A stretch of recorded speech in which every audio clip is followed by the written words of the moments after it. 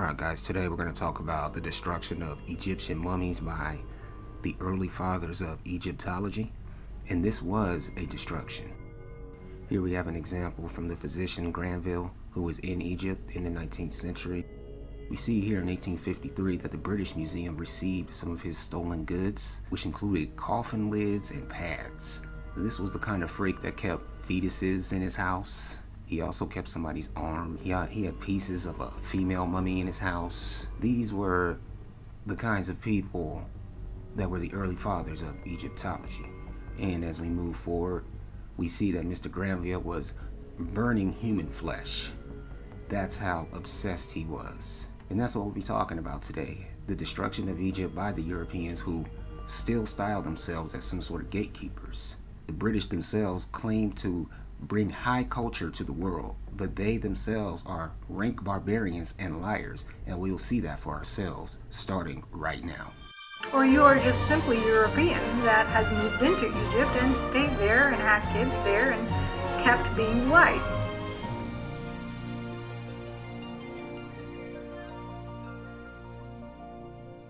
Today we'll be reading from Unwrapping Ancient Egypt, which is a book by Christina Riggs. And this book chronicles the destruction of the royal mummies of Egypt. Here she writes that it was a chronicle of violence aimed at Egyptian bodies. This destruction has been documented, and we know all about the stealing already. Right here on page 75, Christina quotes from the Archaeological Survey of Nubia, which was written by Ruffer and his co-author Rieti. And let's look at what they said here. Surely the time has come when a check should be put on the wholesale destruction of the pathological specimens of the past, which has been going on for over 1,000 years. Hundreds of mummies have been removed from the Egyptian tombs, and there's only a few records of the state of these bodies. We hope and urge that the authorities will prohibit the export of skeletons or mummies until these have been examined by the experts. The problem with that is the experts were the ones committing these crimes. And we see right here on the next page how they finish their plea. Unless this is done soon, the present waste of scientific material will continue, only to be bitterly regretted before long. And we are living that out today. The bodies have been destroyed, the identities have been stolen. Now let's get deeper into that. In the early 19th century, let's just say that England had a few controversies surrounding dead bodies. Controversies surrounding medical dissections. This culminated in 1827 and 1828 when two of these doctors committed bloody murder. And the British elite rewarded that by making it easier for them to get these bodies for dissection or accept donated bodies for that purpose. Now we see what Christina writes here. The parallel between body snatching in England and the opening of tombs in Egypt was not lost on contemporary observers. So we see here they were already well acquainted with grave robbing. We could take Sir Frederick Henniker right here as an example. At Thebes, here he makes an excuse as to how he got his stolen gains, which was that he was standing by when the resurrection men made a nice little find. Christina writes here that this witticism cast the Arab Egyptians, not Europeans like himself, as the grave robbers. And so we see here already that they are already blaming their pets. Mid-19th century marked a turning point in the development of Egyptology. They got deeper into it. We started seeing specialist journals and university chairs on this subject. And by the 1850s and 60s, the European influence in Egyptian affairs of state and economics only got deeper. Pretty soon, the Turk Arab was negotiating with France and Britain to attract foreign investment and expertise in Egypt. An example of this is the Suez Canal in 1869. And then we see here on page 58 that the Turk Arab started working even more with the European and American specialists right there in Egypt, and this included Confederate soldiers. Soon we see Egypt's population has now doubled. One of the tactics of the Eurocentrics is to get us to believe that Egypt has never had any immigration whatsoever, but they also came from the homelands of the Turk Arab, which includes places like Greece, Turkey, Armenia, and the Levant. And so here we see even more names. And here we see the names of all the places we've been seeing for years that these invaders have came from. And in the 19th century, it was the Europeans who helped all these people come into Egypt. And we can see that here for ourselves. They wanted to make this into a big business, obviously, for the Europeans. And we see that Christina writes here that they were looking for ways to represent Egypt to audiences back home. By 1851, we already see tours of Egypt. In Egypt, groupies came in droves. Egypt's infrastructure was developed, engineered, and financed by the Europeans for this purpose. And it was because of that that organized tourism and archaeology has been made possible there. By the 1860s, the Turk Arab was broke in Egypt, and he had no choice but to sell Egypt's shares in the Suez Canal to the British government in 1875. Anything that they found in Egypt from here on out was divided amongst the Europeans, the North Americans, and the Turk Arab. This has been documented, and here we see for ourselves that the parasites have divided the loot amongst themselves. It didn't take long for guys like Gaston Maspero to get on the bandwagon and to get that money. Now that the Europeans were entrenched, anything good that came up went straight to them. Here on page 62, we see the details of a massive discovery. They found 21st dynasty rulers and also burials of the New Kingdom kings who they worship so much. Here we see that Maspero has been turned completely into an Egypt groupie by this point. Here he says he's living in a dream because they found the royal mummies of the 18th, 19th, and 20th dynasties. And let's not forget the 21st dynasty. Now let's remember that early on, they really had no idea of what an Egyptian was. They just thought that it was some sort of black person. Egyptians are not white. We are black people. All they knew was that it was some sort of Ethiopian, but they couldn't quite wrap their heads around it. So they were very interested in these mummies. Here we see this quote from 1909, where they go, when they finally get their hands on these mummies, we see that once the thing was unwrapped, the emotion amongst the audience was such that they stampeded like a herd of cattle and the pharaoh was overturned. So here we see for ourselves that they were so excited at what they were seeing that they literally stampeded like a herd of cattle and just pretty much threw the king on the floor. And so Christina is right here on page 60 when she writes that the study of these Egyptians continue to underpin the development of racialist theory and legitimize Western authority over Egypt, past and present. They have never had any authority in the first place. Because if they did, they wouldn't need to destroy and create evidence. But let's move on and look at why they were stampeding. Why were they so interested in these mummies? Well, right here on page 76, Christina writes that what lied beneath the wrappings was the crucial thing, and that what lied beneath the mummy's wrappings was a larger question as well. According to Maspero, what lied beneath the shrouds was a god. That was according to them. They were in full-on Egyptomania at this time. Right here we can see that in the 1750s, the founding Egyptian collection of the British Museum included known frauds that were unwrapped by one Johann Blumenbach, who was an alleged professor of medicine. These mummies were found to be fake mummies in 1792 and had masqueraded for at least a good 40 years. So we see that they were well versed in fraud very early on. And why did they need a fraud? Because these Egyptians were not what they wanted them to be. Christina states that very clearly here, where it says that the mummies were acquired in good faith as examples of mummification because their external appearance matched what the Europeans had come to think of as a mummy, thanks in part to their fake-ass drawings and images. And so we see already from the beginning that they were already living in a fantasy world. This is not something we've been imagining. And so they had this picture in their mind of what they wanted, but what kept showing up was not what they wanted. Now, they were preoccupied with a few things. One of those things being the hair of these mummies. Ask yourself, why were they so preoccupied with the race of these mummies? Why were they so preoccupied with the hair?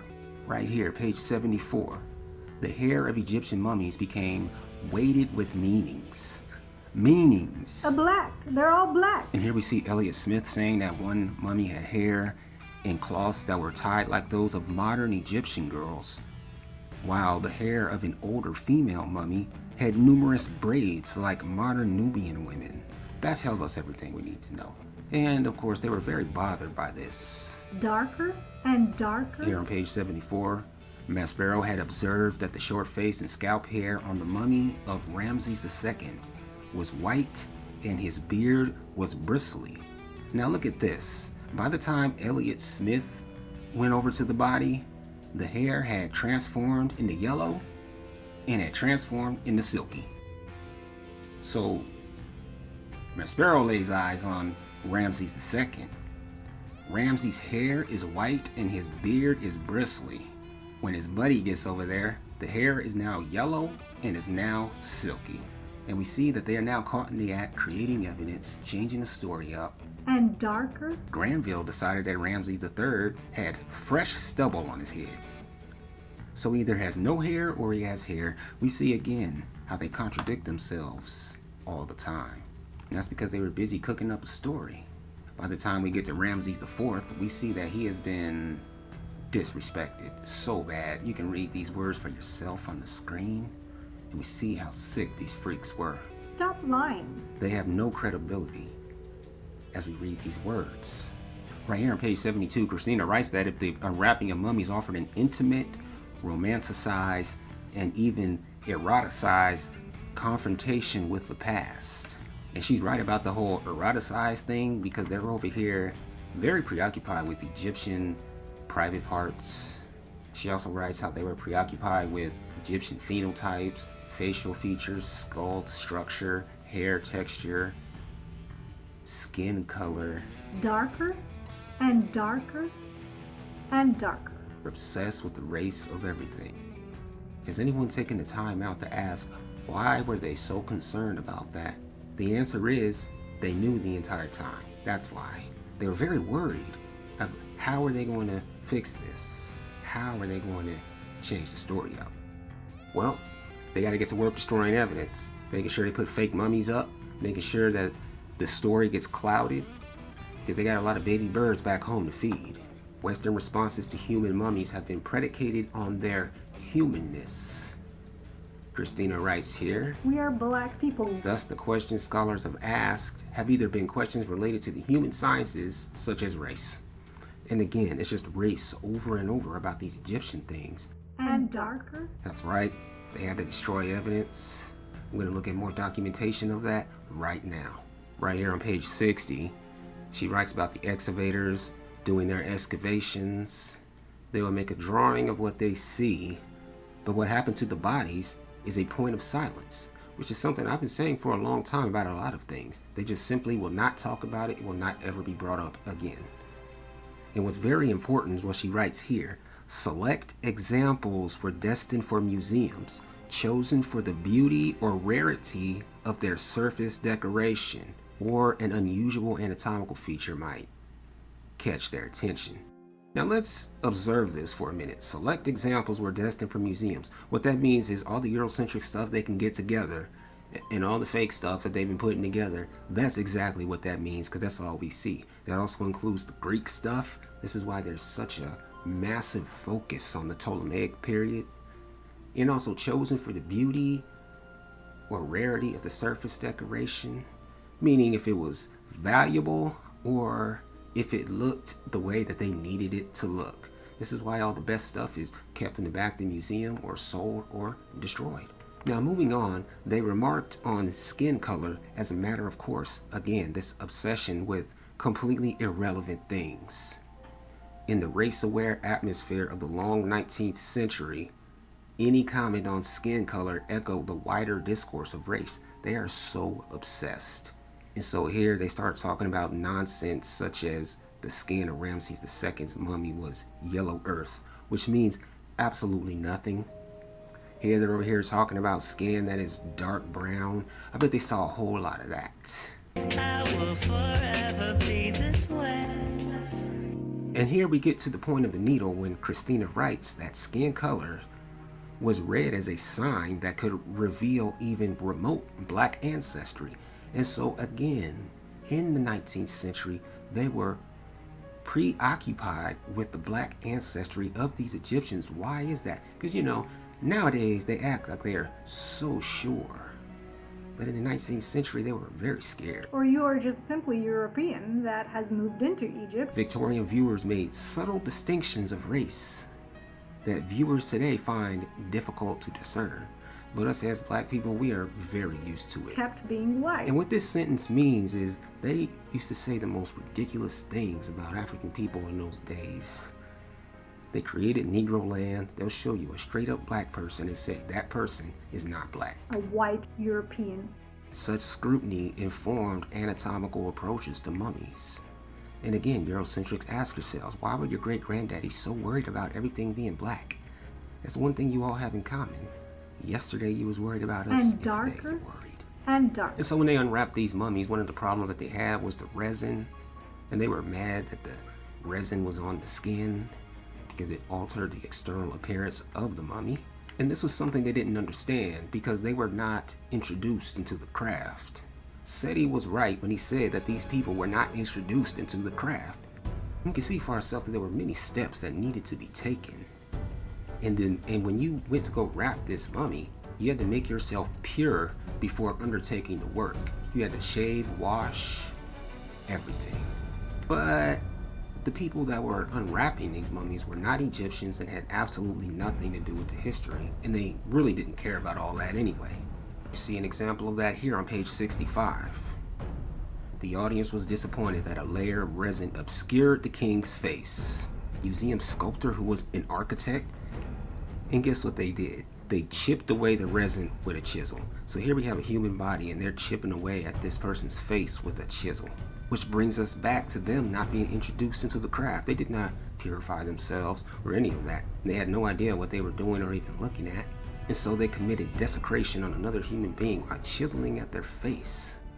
And then to make it even more ridiculous, after doing all that, Miss Sparrow then goes on to read noble character traits into these people's faces, which was complete hogwash. He confirmed that the mummies of Ramses II and Ramses III could be returned to their stands uncovered for display. Uncovered. And also by this time, we don't even know if it was Ramses anymore. And we have every reason to be suspicious like that.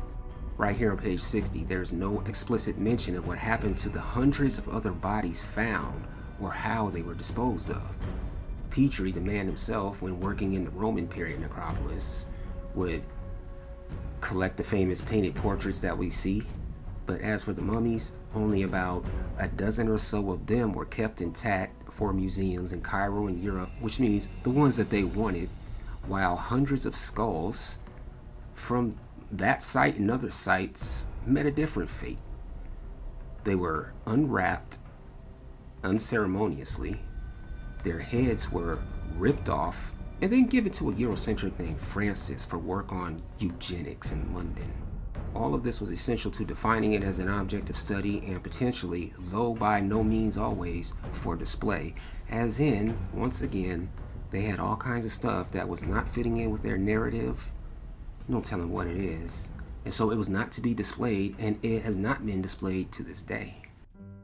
And the stuff they chose to put on blast for us all to see sounds very familiar. The object perceived as being the best quality and thus most representative and informative for the type could be put on display, while objects deemed to be poor quality, incomplete, damaged, or otherwise less informative were duplicates to be kept in reserved collections for recording and research. And you know, that's the stuff that we never really see, and that includes the stuff that is out, but they make sure that it collects dust. And all their favorite stuff like Rahotep gets a spotlight put on it. There's much higher quality stuff out there that you can look at instead. And we get back to questions of race again, and these would be tied to questions of gender. And this would manifest itself in various freaky ways, such as with Sarah Bartman such as with Sarah Bartman. Let's get back to our boy Granville, our resident freak of nature. And here he's got himself a female mummy. Let's look at what he says here. It is well known that the Egyptian form has been assumed as the type of a specific variety of the Ethiopian race. And here we see again them talking about Ethiopians. Almost Nefertari is an Ethiopian princess. They got their earliest portraits of Negroes. Blah, blah, blah, blah, blah. Once again, Eurocentrics, ask yourself why your granddaddies kept talking about Ethiopians and black people. They knew it was Ethiopian. They knew they were going to find some sort of black thing. And so they actively had to find a way to turn it into some sort of European thing because it ruined all of the plans that they had for themselves. Granville had no problem sawing off the legs of these people and dividing their bodies. Here we see he removes the mummy's wrappings, which takes an hour. He then dissects the pelvis 2 hours a day for almost a week. They care about the Egyptians so much, but that's what they do. And here he has his buddies, medical and scientific friends present at each sitting. Then he gets into more racial mumbo jumbo again. The pelvis presents the most striking difference in different races. Which is more Caucasian fantasies. They had just created this whole Caucasian thing around that time. So they had something ready. So now all they got to do is just change it from Ethiopian to Caucasian. So to prove his point to the Royal Society spectators, he then dissects the pelvis of the Negro girl. There's always a Negro nearby whenever it comes to something Egyptian with these people. So here's what Granville does. He compared the proportions of the mummy to two completely different sources, the Venus de Medici and the most perfect pelvis of a well-grown Negro girl, which he had prepared some years ago. So here he uses an ancient Egyptian body and compares it with a Greek statue. He's not finished yet. He was a big fan of Eurocentric anatomy and the Greek ideal of female beauty. And so he just decided to just make this girl a Greek ideal of female beauty and close to Caucasian instead.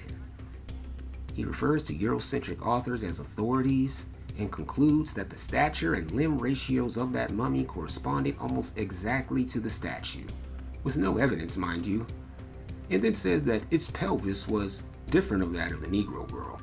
So he uses a chubby Greek statue and a healthy Negro girl. Then he goes ahead and just decides that it's going to be like Venus. And again, none of this makes any sort of sense because it's all based on fantasy. Granville mixed Greek standards with Egyptian anthropology, and these are two completely different things in time and space. Moving on, the mummy's head offered confirmation for him that it was European rather than Ethiopian, and that it specifically resembled the Caucasian mountains that they worshipped so much. These theories are no longer in use anymore, and no one believes anything is a European, but this is what they wanted it to be at that time. They were very preoccupied with all this stuff being Ethiopian, because they already know. Then we move on to Tutmos IV, so-called discovered in early 1903 by one Teddy Davis, who was an American, licensed to excavate in the Valley of the Kings. Maspero wanted Elliot to study all the royal mummies and to start practicing. And so Smith agrees to start practicing, and I guess his idea of practice was cutting on private parts and looking up the crotch of Ramses IV. These guys were very strange. Then we see they're moving on to Seti II. They start that unwrapping. They claim that the body was badly damaged before they rewrapped it. The head and the arms were disjointed. He had fingers missing. Skin had been slashed.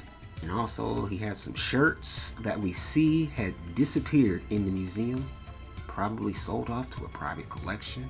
As for Mr. Smith, his observations on the skin, hair, and bodies of these mummies was inevitably embedded in discussions of race and the Egyptians. Christina writes here that his generation of scientists might not have been able to predict the ends to which their research would be put. And she's right about that, because we have to live with these midget Eurocentrics and their weak ass clowning every day. Every single day. So we've seen how they've changed descriptions. They tell you the hair is one way one day. They switch the story up to another day. You see that they slash the body parts of the kings. They tear their bodies apart. They take the mummies that they want to see and then just pretty much get rid of the rest, or tear them apart, tear their heads off, and use them for other means. We've seen Granville confess to the complete destruction of a perfectly fine specimen of the arts of the ancient Egyptians. We see that he burned the mummies in his house. He lit his candles with the bodies of these people. They have no credibility anymore. They really don't. Stop lying. The Chronicle of the Royal Mummies was a chronicle of violence aimed at Egyptian bodies. Ruffer and Rieti begged them in the Archaeological Survey of Nubia to stop destroying evidence, stop destroying mummies, and that if they didn't stop doing it, it would be a waste of scientific material that would only be bitterly regretted before long. And now, today, we live with that regret, because when it comes to these mummies, we don't know what's what. What we do know is that all the stuff that we see was specifically handpicked and is all by design. This is why they always tell us, oh, we went inside such and such, but nothing was there. And now they know exactly what they want, so they make sure that every time they find a new mummy, most of the time it's going to be from the Greek period. So everyone can start thinking about Greeks in their minds. But guess what? People were not any less black even back then. The English enjoyed body snatching even in their own country. When they were so-called spreading that knowledge, spreading that high culture, they also liked grabbing dead bodies and doing all type of weird stuff with them. Since they were burning up Egyptians in candles, there's no telling what they were doing with their own people. They worked together with the Turk Arab. They worked together with the Germans, worked together with the French to sell off Egyptian antiquities. They continue to do it to this day, continue to come up with fake ass stories. They were Egyptian groupies so bad that they stampeded the king like a herd of cattle and knocked him over, as told by their homeboy, Pierre. To this day, the Western powers of the Western Europeans claim some sort of authority over the Egyptian past, a past in which they did not exist. And it bothers them to this day. Obsessed with skin color, we saw all of that, and that's too bad.